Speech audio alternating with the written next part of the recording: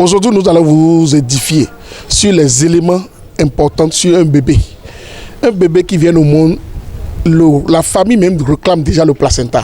Ce qui veut dire que le placenta représente un symbole naturel qui permet à un enfant de rentrer dans le royaume de la familiarité. Ce qui veut dire qu'un enfant doit rentrer dans une famille, il faut comprendre son placenta pour l'enterrer, pour qu'il fasse partie du nom de famille qu'il doit porter.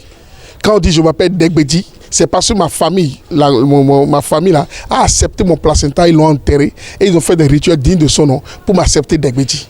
Sinon, le nom de famille doit être attribué à un individu à travers le placenta qu'on a reçu pour aller enterrer en vérité. Deuxième élément, c'est le nombril. Le nombril, c'est le symbole spirituel qu'il ne faut jamais laisser aux souris. Si vous laissez le nombril aux souris, les souris vont prendre et votre enfant deviendra voleur, un kleptomane toute sa vie. Il n'y a pas Grigri qui va, il n'y a pas Jésus qui va faire éteindre ça. C'est naturel, c'est comme ça. Il y a les premiers cheveux de l'enfant qu'on doit essayer de garder jalousement, parce que les premiers cheveux d'un enfant, vous allez voir que ce n'est pas comme les autres cheveux qui poussent après. C'est des cheveux spirituels. Donc il faut garder, quand l'enfant devient adulte, on le lui remet pour dire, voici le premier cheveu qu'on t'a retiré de ta tête, ça te servira à te sauver toute ta vie. Aujourd'hui, nous avons constaté qu'il y a trop de problèmes sur la vie des gens, mais vous ne savez pas que la base a été faussée. Quand la base est faussée, le rose sera faussé. Ce qui veut dire, quand on vous dit qu'il y a un immeuble à couler, c'est parce que la base n'est pas solide. C'est pour l'immeuble à couler. C'est qu'il faut que vous pourrez comprendre que le placenta d'un enfant doit être enterré avec délicatesse. On doit enterrer le placenta d'un enfant avec amour. On doit enterrer le placenta d'un enfant avec soin. Parce que c'est le début de tout élément d'énergie, d'évolution d'un humain. Et comment on enterre le placenta d'un enfant? Quand un enfant vient au monde, on achète la jarre. On ramène le placenta dans le pot à la maison. On prend feuille d'hysope, décrément. On met dans la jarre, ouvert contre le ciel. On met le placenta. Il faut piquer le placenta avec les deux doigts.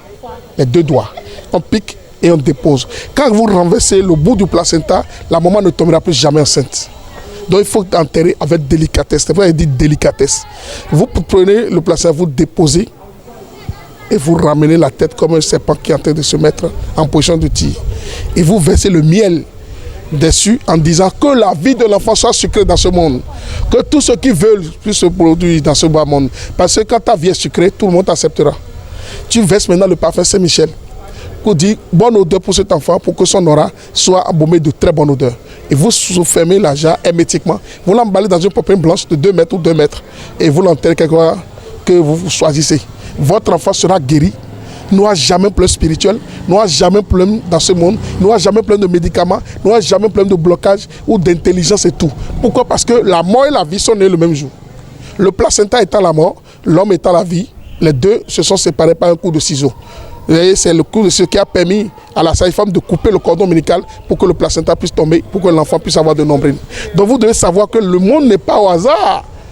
Au début, c'est les sages-femmes qui reçoivent le bébé, et à la mort, c'est l'homme qui reçoit la morgue. Donc l'homme est né pour un peu laps de temps, et de ce laps de temps que tu as, il faut profiter. C'est bon, moi je suis un joueur à 99%, je vis ma vie tout le temps, et je m'en bats les couilles, je n'ai pas d'ennemis. Parce qu'un homme qui réussit n'a pas d'ennemis, l'eau n'a pas d'ennemis, la terre n'a pas d'ennemis, le feu n'a pas d'ennemis, l'air n'a pas d'ennemis. Les 4 éléments qui nous gouvernent n'ont pas d'ennemis. Pourquoi toi tu veux avoir d'ennemis? 2.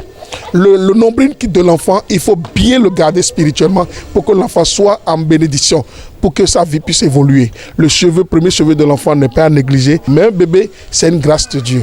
Et un enfant ne vient pas au monde sans la mère. Et il faut que les hommes puissent respecter les femmes, parce que sans les femmes, il n'y a pas une vie. Et que les femmes aussi reconnaissent la place de leur mari, parce qu'il n'y a pas autre chose que l'homme qui porte le chapeau ou qui pisse debout. La femme pisse toujours accroupie. Donc la femme a sa valeur, l'homme a sa valeur. Les deux se mettent ensemble, ils deviennent un.